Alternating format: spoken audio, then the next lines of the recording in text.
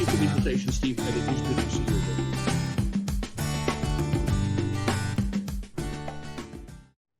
Hi everybody, Steve here from RSM, and welcome to our latest edition of our Coffee Conversation series. Today it gives me great pleasure. I'm joined by Chris Eldridge. Now Chris, you may have seen around about 12 months ago when we started the series just after we went into lockdown for the first time across the country last year in around May. Chris agreed to be our first interviewee. So Chris, welcome, really good to see you again. Thanks, Steve. I guess just for the benefit of those who haven't seen that first conversation, a little bit about you perhaps, and a little bit about the business. But before we kind of kick off on that, this is about having a chat over a coffee. Last time we did it on Zoom. We did. This time we're doing it in person, which is a little bit exciting. Cheers to that. Indeed. And what are you drinking? Well, I haven't changed my habits. I've got a long black from our friends Storia downstairs, so always enjoy the coffee. No milk, no sugar. Excellent. Well, I have changed my habits ever so slightly. I have a piccolo with a small amount of milk, but no sugar. Very good. So, look, thanks again, Chris. Thanks for joining us. No problem. Perhaps, again, for the benefit of those who didn't join us last time, could you tell us a little bit about yourself? Sure. About who is Chris Eldridge?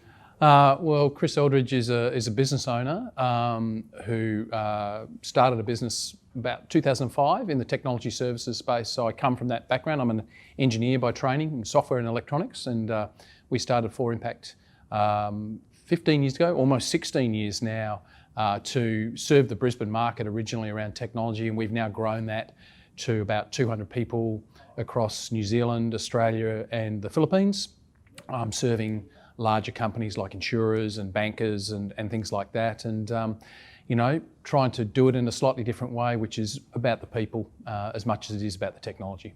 Excellent. No, thanks for that. So perhaps focusing a little bit more on the business itself, if you could tell us a little bit about the journey, 4Impact, where it is, what you do in the marketplace at the moment. Over the last year or over the last 15? Probably just generally, said over the last 15, and then we might have a bit more of a look at the last 12 months. Sure. Well, what we work on is larger enterprise technology projects where there could be a rollout of a big system and there's changes to people, systems, process. So we get involved in those sort of things, doing the project management, doing some of the technical work, the software configuration and testing.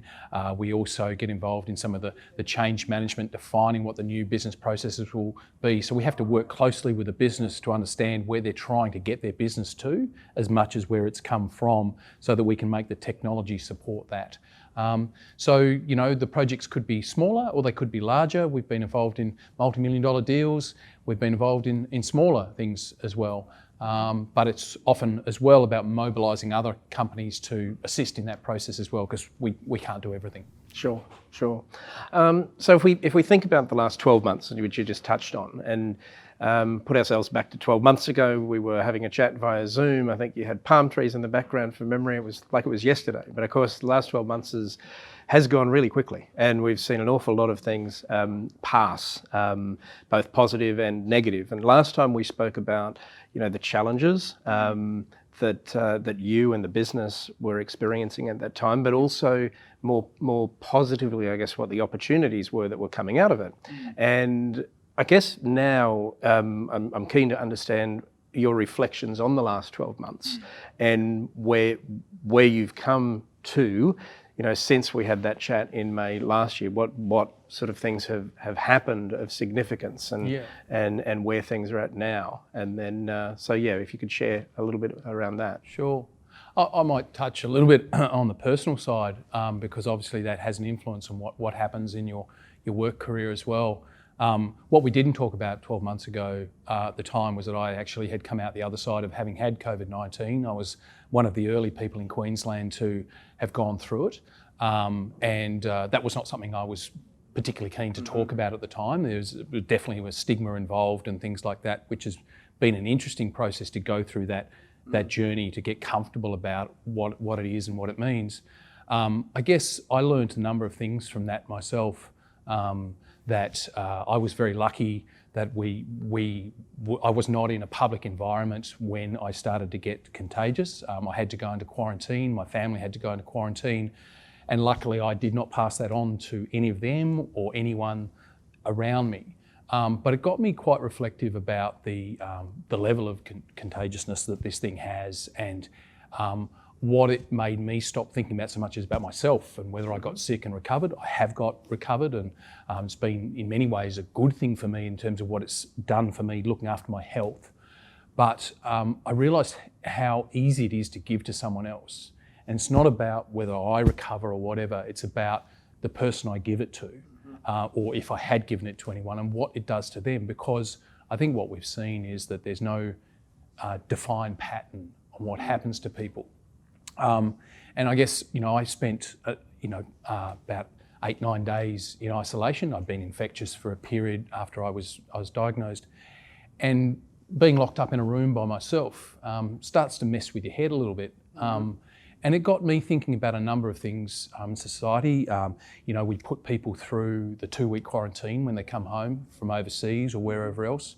What that does to them in their heads is one thing. I mean, it's really weird being locked up, and you start to think about stuff that you probably shouldn't or whatever. But then you take that a step further, and you look at some of the social issues. So we lock people up in prison, and our idea of getting them to rehabilitate is to put them in isolation and keep them away from other people. Now, I'm not going to talk about whether that's right or that's wrong, but it's made me reflective on, is that really a good way to rehabilitate people? What does it do to their mental health? We've had people in Victoria locked up for 100+ days, and they've been through 4 or 5 lockdowns. I have massive empathy for them because of my experience of 8-9 days, which is a drop in the ocean. And I think this is going to be the interesting one, is what's the long-term impact of that isolation and that lack of connection, and that will ripple through into the way we do business as well. The other thing, which I think is just an interesting one to put on the table, is that I did speak about this earlier this year, and the fact that I'd been reluctant to talk about it, and an epidemiologist said to me, "Well, Chris, you've had a stigma for 6 months about this, and you're kind of getting comfortable about talking about this now. But if we talk about some of the other infections and things like that have stigma associated, we've got one that's been around for 20 years, and that's HIV. And the interesting thing about that is we shut down the production of a vaccine because of false positives on HIV because of the stigma associated with that. And these are things that sort of start to make you reflect about what it is and who we are and where we go. So I think that then that makes me think about, what does business look like going forward as well. In terms of our own business, you can't see it here, but we've got a space that holds about 90 people. And on a good day, we've got perhaps 10 or 15 people in here because we've gone remote, we've embraced that. We have people in Manila, about 50 odd people, been working from home for over a year because they can't go back into the workplace. In New Zealand, we've got a similar situation, and people have got comfortable with that, but that changes the dynamic and it changes the culture of a business going forward, which we all have to deal with. As an employer, what's our policy on vaccines, about bringing people back into the workplace? So there's some really interesting conundrums to go through. Yeah, no, thanks for sharing that.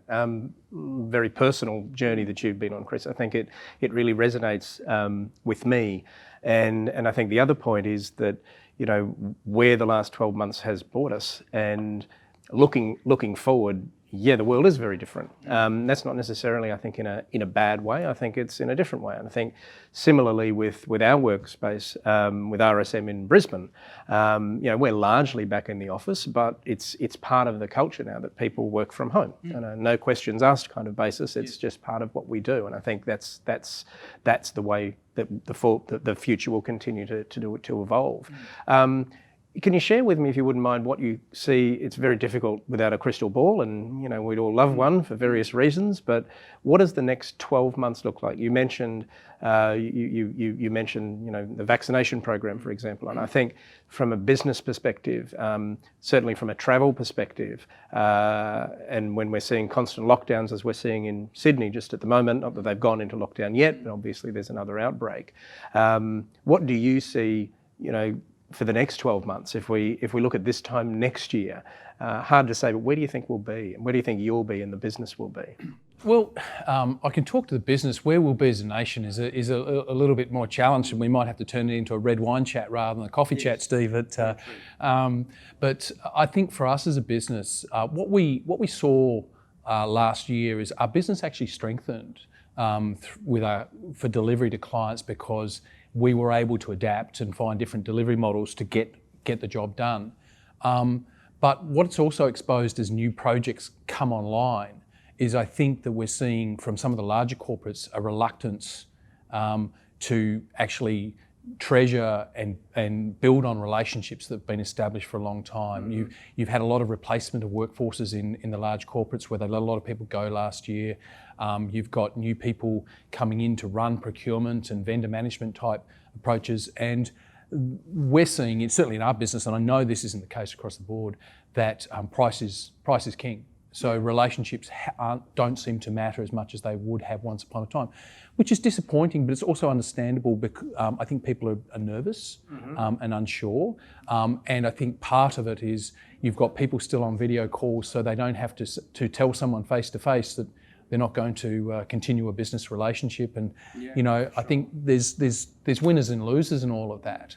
What it's done for us is we've recognised that if we just presume the business will work the same way, we're going to get found out. And so we've been using that period of adjustment to say, well, this probably brings forward something that we might have had to look at in 4 or 5 years down the track, where this might have happened more slowly. It's been accelerated. So we have to do business a different way. So for us, it's really saying, well, what are the services we've got, and can we package it in a different way? And what we're finding is that's actually opening up completely new segments of the market to us who want to work with us, and we can still deliver the value that we bring, which is quite exciting. So if I look 12 months down the track, I think our business can look completely different. And because of the way we're packaging things and the way the market values services, we could actually be a much more valuable business than we were previously, doing things the traditional way. So I suppose short-term pain for long-term gain, as they say, but it's interesting. And how will we be working? I think that we will continue to be remote largely. We will be continuing to strive ways to build a culture where people don't see each other day to day. So how do we build events to people to collaborate and share and share camaraderie? Because a business is no more than the people it brings together. That is the entity. So if you need to bring people together, or do you really have a business in the long term? No, thanks for that. That's very insightful and good to finish on a positive note, as always, as well. So thanks again, Chris.